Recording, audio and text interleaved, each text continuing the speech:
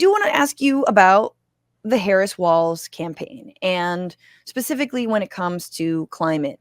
Um, Honestly, the only thing that I've heard concrete coming out of Kamala's mouth has been, I support fracking. It's something that the media has only focused on. It's something that, supposedly by getting her on a former, anti-fracking stance, we're supposed to learn something about her being a flip-flopper. Never mind the fact that the actual issue is being ignored in and of itself. But just talk to me about like Kamala Harris when it comes to like what you see as inklings of a climate plan, if any, exist at all. Yeah, I mean, there's really not much, like you mentioned. Her website has basically a paragraph listing off her energy/climate platform, which includes investments in clean energy, really sort of boilerplate stuff that you would see on any Democratic candidate's website. And we will keep gas prices low and are proud of the record oil and gas production that has happened under the Biden-Harris administration, all in this one paragraph. And so this isn't unique to climate, right? I mean, across sort of policy issues, Harris really just hasn't said very much. And as you said, this fracking thing has come up mostly as it relates to Pennsylvania. And so, Pennsylvania is a swing state. There's important electoral votes to be had. There is fracking that happens there. But the way that this gets talked about is as if every resident of Pennsylvania owns a small fracking business, including people in Pittsburgh and like South Philly, right? Which is just not the case. And, and there's really sort of mixed polling as to how important this actually is to the people of Pennsylvania, right? And you have these hyper concentrations of voters in Pittsburgh and Philly, right? The two biggest cities in the state. Most, I don't quote me on the demographics of Pennsylvania, but a lot of people in that state live in Philly and Pennsylvania and are not, dyed in the wool sort of fans of fracking and the industry, in part because, it pollutes the air and water and does a lot of things that people don't like, and the profits don't go to the people who live there, right? Do not go to like the residents of Harrisburg suburbs, right? And so, yeah, I mean, Harris 4 years ago, when she was running for president, had a platform where she said a lot of things that climate activists like. She talked about the Green New Deal. She voted for the Green New Deal when she was in Congress. Isn't she a co-sponsor? I'm reading here, an early co-sponsor of the Green New Deal. Yeah, along with a lot of other people. I think you can look at Harris's record. You can look at what she said. I just don't think she has thought very much at all about climate. And so I think what we can probably expect is some continuation of what Biden has done. And that's really what, to the extent that she's talked about it, which is just not very much.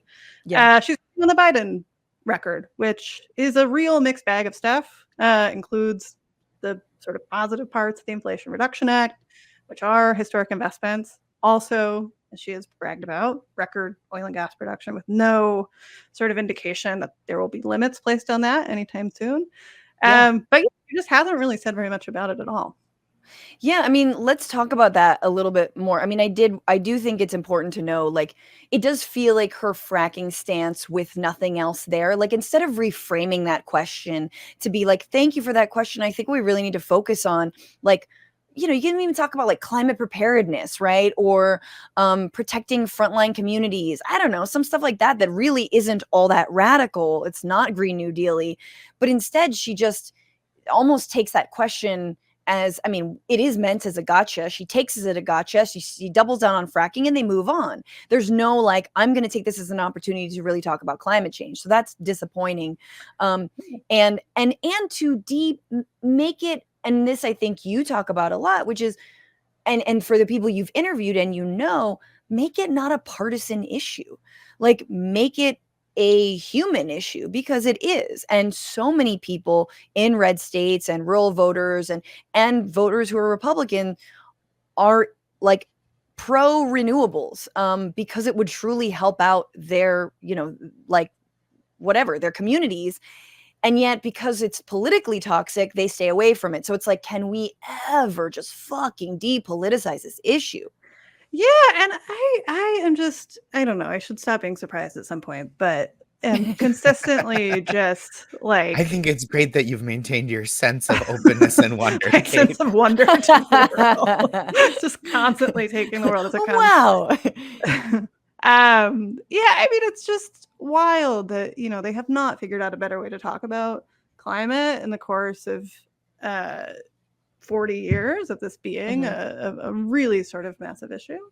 And, you know, it's gotten better in like fits and starts with the Inflation Reduction Act. Democrats talk about jobs being a thing that climate action can produce, right? But like you said, there's all this just really common sense pocketbook stuff that they won't talk about, right? Like the fact that in Florida, homeowners are paying 5 times the national average for insurance, right? It is just really expensive to live in Florida because of climate change. You can hit Republicans over the head with that, right? Ron DeSantis obviously ignoring it.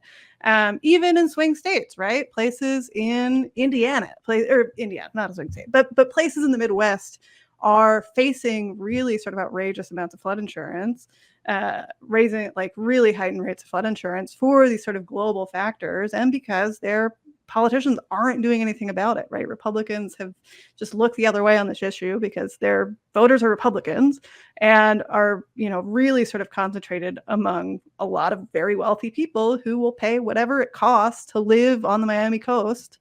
And that's, you know, not speaking to people in Michigan who are paying, you know, outrageous amounts of money to live in pretty working class suburbs, or in, you know, even other parts of Florida or Georgia or wherever. Everywhere is sort of dealing with this. And that's one, insurance is one example of that, but there's so many ways in which climate is not this like thing that's coming down the pike. Yeah. No one accuses the insurance companies, or at least I haven't heard it, they're not like, oh, buying into the hoax. They're like, no, our actuaries said it doesn't make sense for us to insure you because your houses are going to be, they're going to be like the little castles at the bottom of a fishbowl in 10 years. Yeah. I mean, California, like the whole state of California, State Farm is pulled out because it costs so much to pay out for flood damages or for fire damages. The liberal media being afraid of fire. Those liberal insurance companies. Exactly. No, and it's super a pocketbook issue, as you're saying, and it could really have an impact. Anyway, I did want to talk about the Inflation Reduction Act. You had a recent piece in the New Republic about it, saying, don't believe the recent headlines, the Inflation Reduction Act worked. And it's a great piece, but it's, you know, I want you to unpack it.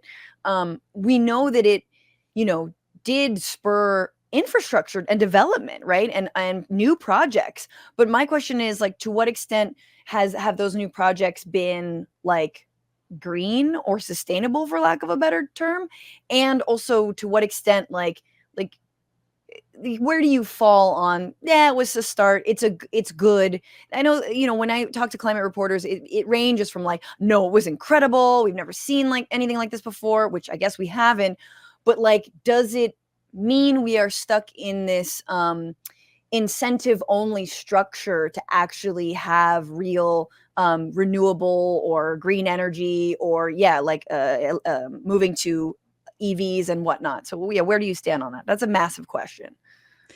I'll take it bit by bit. I think many things can be true at the same time. So the piece focuses on the fact that the Inflation Reduction Act is working pretty well on its own terms. But what are those terms, right? People talk about the Inflation Reduction Act as being a big climate bill, as being, this huge investment in reducing emissions. It does no such thing, right? The Inflation Reduction Act is a piece of what's called green industrial policy, right? And so it's chosen a couple of different, very strategic, mostly export sectors, things like electric vehicles, production of certain critical minerals, investments in clean energy in the power sector. There's a lot of subsidies, mostly tax breaks and tax incentives for companies and for consumers, right? It's cheaper to buy an EV now. It's cheaper to put a solar panel in your house if you have one. If I, rent like a lot of people, and so it's not an option. But it works on its own terms to encourage investment in these sectors. But there's nothing in that bill, right, that says we have to reduce X amount of emissions by X time.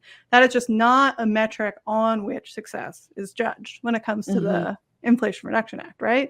And so it's doing the thing it set out to do, which was to, make companies want to build EV plants, to make people put solar panels on their house, to encourage utilities to A put heat more pump. solar and I want a wind on heat the pump grid. so bad, but I have to Yeah. convince my landlord, and she will never fucking do that. Yeah. So that's all great, right? And I think this is why it's hard to talk about the IRA, the Inflation Reduction Act, it's hard to talk about the Irish Republican Army because of the Also- disambiguation, certainly. yes. It's Subject hard to for look another up the podcast. right IRA that you're intending on Wikipedia. Yeah. I was in Ireland on the 1-year anniversary of the Inflation Reduction Act and did pass by a sign that said IRA 2023, which was funny only to me, a demographic of one for that joke. But That's anyway, so beautiful that you found a perfect joke for you just waiting out there in the wild. And if you hadn't seen it, that would have been for nobody. It's incredible. I really hope that was a tweet, at least. I think I tried and really didn't do a very good job. But sometimes the universe just blesses you with little gifts. That's right. But yes, anyway, so the Inflation Reduction Act, which I'll keep saying to avoid confusion, does a lot of very good things, but there's also just so much more that needs to be done, right? The administration has put out pretty weak regulatory standards through the Environmental Protection Agency, through the Department of Interior, some of which are fine, but a lot of which are getting struck down in the courts. And Biden has not been especially active at proposing radical reforms to the Supreme Court that would be needed to actually get the sorts of changes that we need to reduce emissions at scale. What have they been? Do you remember off the top what they've been blocking? The EPA regs are a big one, so power plant regulations, and there are heaven forbid, that we could regulate the toxins in our air. You gotta let those power plants innovate. You gotta pull away the restrictions and let them cook. They Too will long cook. our power plants have been there's hemmed in. They're gonna cook regardless. Cook the whole well, there's also like a really interesting overlap, and I think you've written about this in documented the way the right reacts to it, which is not actually unlike what Josh is saying, which is like all these climate policies are woke, and exactly like I'm trying to think of maybe like a black lung joke, but that doesn't really work. But you know what I'm saying? Like they're basically like, oh, Biden's coming for your gas stoves. Remember that? Even though we now know how awful they are for you. And I'm like, oh my God, I've got a small child. I need to get this shit out of here. But it's like, everything is being pitched as this culture war. Even these very small reforms, or it's not even, no one's coming for anything. They're just incentivizing you to replace that gas stove. And that stuff is communism. Right. Yeah, I mean, that level of stuff is so disorienting as a climate reporter, because the big target of this like climate is woke stuff has been BlackRock, right? Which invest billions of dollars in fossil fuels, which has shown no signs. Like the CEO, Larry Fink, has said almost exactly the opposite. We love fossil fuels. They make us money. They attract customers. We're going to keep doing it. And then you have this whole wild conversation in Congress and state legislatures saying BlackRock is woke. They're discriminating against fossil fuel companies. And so it like makes it just really hard to like plant your feet anywhere in terms of what's actually being said. But yeah, that is the Republican line of attack on this stuff, is that anything, that where the word climate comes up is like woke and evil. Even though so many red states have benefited from the Inflation Reduction Act. And this is my question to you, if heaven forbid, obviously Trump is elected, there's all these plans and hopes to overturn the Inflation Reduction Act. And you talked a little bit about how difficult that would be. But then also, I know we all know one of the things that he also wants to do that was in the Inflation Reduction Act is rescind the ability for Medicare to negotiate drug prices. That was something that was, put in there. And so they're trying to, even though, they say they're not, and they're going after big pharma, but no, Medicare should not be able to negotiate the price of insulin for seniors or whatnot. But yeah, thoughts on like, what the right is going to try and do, or is it just like, it's all fucking bluster and they'll just let it ride? Yeah, I mean, the whole reason the Inflation Reduction Act is structured the way that it is as a series of incentives is, I mean, for one, just the math of the Senate at the time, which was that you could not, convince a filibuster-proof majority to vote for this thing with so many Republicans in. But the reason it's incentives is because those are really hard to kill, as opposed to executive actions, as opposed to regulatory changes, right? Those things are a bit more vulnerable are much more vulnerable in court, whereas it's pretty hard to change statute. And bills that spend money on stuff don't tend to get redacted, right? Things that like give money to people, which is all the Inflation Reduction Act does essentially, are just more durable because those kinds of things don't tend to get attacked in the way that, Republicans are threatening, and because they put, real money into a lot of places. And in the case of the Inflation Reduction Act, most of the investment, I'm forgetting the exact figures, but the majority of that investment has gone toward red states, which are building, solar farms, or building EV factories. Whether that means that Republicans won't go after it, I don't know, right? It's like normally, yeah, I mean, right? it feels like they attack Medicaid expansion, right? Even when it benefits the people who live in their states, and it's like a political rallying thing, even rallying cry, even as it hurts the people that they represent. Dude, 10 years later, they still haven't expanded Medicaid. Like, I think it's like between 10 and 14 states. Still, 10 years fucking later. Man, not 10 years later, way more than 10 to 15 years later, after the passage of, the ACA. Jesus Christ. I can talk mostly about climate because that's what I report about. But like, you see this time and time again with the Republicans, where they focus on these like, quote unquote cultural issues, which have material bases and real effects, obviously, but are, serve as distractions from the fact that Republicans are making your life worse by making it harder to be poor or middle class or just not a millionaire. And so when they call BlackRock woke and they say, ESG, investment criteria are the devil, that is to say that like, we're going to take money from you in very real ways, including by maybe closing the solar factory that your son works at, right?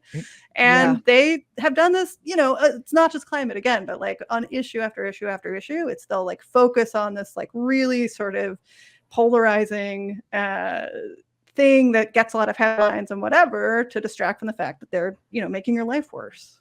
Yeah. And even it feels like their basic position is like the idea that there is a climate is itself quote unquote woke, right? Like it's like, what's climate but a union of weather? We can't be having that. We gotta have the right to be as hot as you want any individual day. Yeah. Before we move on, I think the one thing I'll say about the right and climate change is that they actually are much more honest, I think, than some centrist Democrats are when it comes to, they're like, what they're talking about is socialism. And you're like, we kind of are. I mean, whatever you want to call it. But, as your book explains, the system of capitalism is unsustainable with a finite world, with the natural world, if we're trying to coexist with it and live in it. Like, there's only so much you can, it's just completely incompatible. And so, yeah, you do need systemic change. And so in that way, it's like, no, a Green New Deal is what you need. You are being honest when you say you actually have the economy, and changing the economy is integral to saving us from climate chaos. And so I've appreciated that. And the other thing, last thing I'll say is they're also hella cynical about it because, and I say this a million times over, but under Donald Trump, the transportation secretary released like their whole like transportation report, blah, blah, blah. And they got rid of emission standards because, in their words, it was already a done deal. Climate change is already here. There's nothing we can do to stop it. That's literally what it said in their report. And they were like, that's why we're getting rid of them. So bye. I hope we get to Mars in time. And that's why we need to use AI created oxygen. We got to make oxygen with AI. Bing, bang, boom. What's going on, Frantifa? If you haven't already, subscribe to this channel right now. Hit that button. And also, you can become a patron and support the show every single week. Get access to bonus episodes and exclusive merchandise. Patreon.com/bitchuation room. Do it.